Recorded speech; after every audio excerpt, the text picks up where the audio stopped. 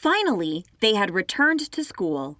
Mr. Merriweather had arranged for Riley to room with Sammi Jo and Kara, and they had returned to a much larger room with 3 twin beds and a huge window with a window seat. Jace had been assigned to a room with another new kid so that they could get to know the school together, and of course, they would have Sammi Jo to show them the ropes. Jack quickly adjusted to his new role of school mascot.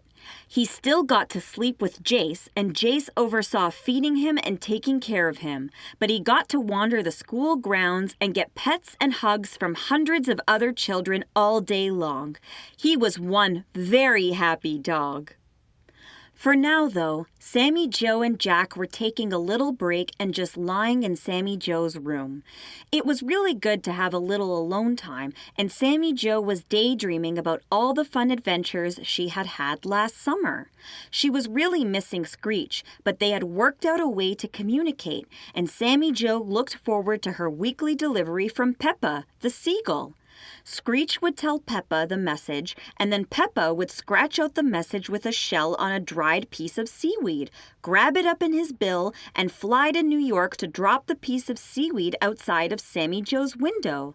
Sammi Jo would write a message back on some of her school notebook paper, roll it up, and place it on her windowsill for Peppa to grab after he got done fishing in one of the New York harbors, and deliver the return message back to Screech. It had been working wonderfully thus far, and Sammi Jo had been able to keep up with all the news from Edenlandia. Kirsten had even sent her a beautiful pink pearl she found and thought Sammi Jo would enjoy. It had also been wrapped in seaweed and delivered by Peppa a few days before.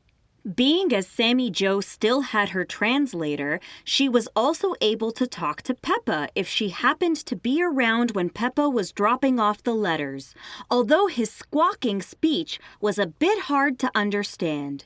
She was soon startled out of her daydreaming by a loud rapping on the window. Jack lifted his head quickly and stared at the window with a deep growl. "Shh!" whispered Sammi Jo. "Let me look." "Oh, it's Peppa. What are you doing here so soon? You were just here a couple of days ago." "Got a new message for you!" squawked Peppa, rolling his eyes wildly. "Urgent!" Sammi Jo ran to open the window and grabbed the seaweed roll out of Peppa's claws.